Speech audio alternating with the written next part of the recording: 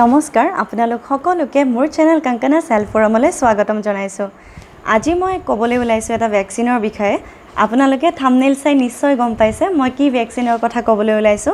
হয়, মই আজি ক'বলৈ ওলাইছো ৰোটা ভ্যাকচিনৰ বিষয়ে আৰু এইটো শিশুক দিব লাগে। কিন্তু কিয় দিব লাগে এই ভিডিঅ'টোৰ জৰিয়তে আজি আপোনালোকে জানিবলৈ পাব আৰু এই ভিডিঅ'টোত মই এইটো কম যে এইটো ভ্যাকচিন কেতিয়া দিব লাগে, কেনে ধৰণে দিব লাগে আৰু কিহৰ কাৰণে দিব লাগে। ভিডিঅ'টো স্কিপ নকৰি শেষলৈ চাব কাৰণ এই ভিডিঅ'টোৰ পৰা আপোনালোকে উপকৃত হ'ব। ৰোটা ভাইৰাছ ইনফেকশ্যনৰ কাৰণে 5 বছৰৰ তলৰ শিশুসকলৰ সিভিয়াৰ ডায়েৰিয়া হ'ব পাৰে আৰু সেই সিভিয়াৰ ডায়েৰিয়া মানে অতিমাত্ৰা পায়খানাটো বন্ধ কৰিবৰ কাৰণে এটা টিকাকৰণৰ ব্যৱস্থা কৰা হৈছিল আৰু সেই টিকাকৰণটোৱে ৰোটা ভ্যাকচিন বা ৰোটা ভাইৰাছ ভ্যাকচিন বুলি জনা যায়। আৰু সেই ৰোটা ভ্যাকচিনটো এইটো কাৰণে দিয়া হয় যাতে অতিমাত্ৰা পায়খানাৰ পৰা তেওঁলোকক ৰক্ষা কৰিব পাৰি। কিয়?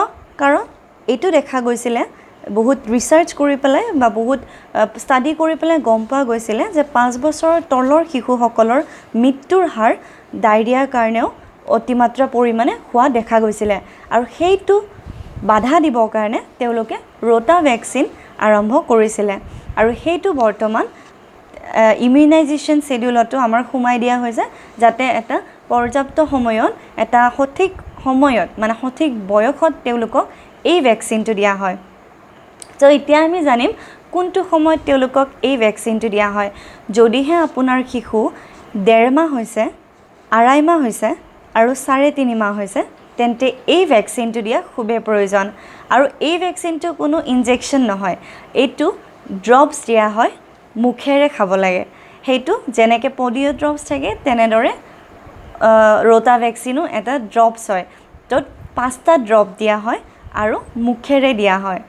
সেইকাৰণে মনত ৰাখিব যদি আপোনাৰ শিশুটি 1.5 মাহ হৈছে, 2.5 মাহ হৈছে আৰু 3.5 মাহ হৈছে তেন্তে আপুনি ৰোটা ভ্যাকচিন দিছে নে নাই সেইটো এবাৰ খবৰ ল'ব যাতে আপুনি এই ভ্যাকচিনটোৰ পৰা আপোনাৰ শিশুটিক উপকৃত কৰিব পাৰে আৰু লগতে আপুনিও উপকৃত হ'ব পাৰে।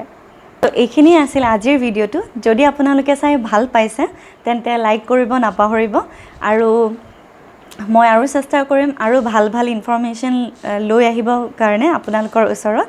আৰু যদি এই ভিডিঅ'টো আপোনালোকে ভাবে খুব ভাল ইনফৰমেশ্যন তেন্তে আপোনালোকৰ ফ্ৰেণ্ডছ, কাজিন, নেইবাৰ্ছ যোন আছে আপোনালোকৰ চিনাকি তেওঁলোকৰ লগত শ্বেয়াৰ কৰিব নাপাহৰিব। আৰু যদি মোৰ চেনেলত আপোনালোক নতুন হয় তেন্তে সাবস্ক্ৰাইব কৰি দিব যাতে মই যদি কিবা এটা ভিডিঅ'জ দিওঁ আপোনালোকে গম পায়। বেল আইকনটো ক্লিক কৰিব লাগিব কিন্তু তেতিয়া আপোনালোকে গম পাব আৰু তেতিয়ালৈকে হাঁহি থাকক, সুস্থ থাকক। ধন্যবাদ।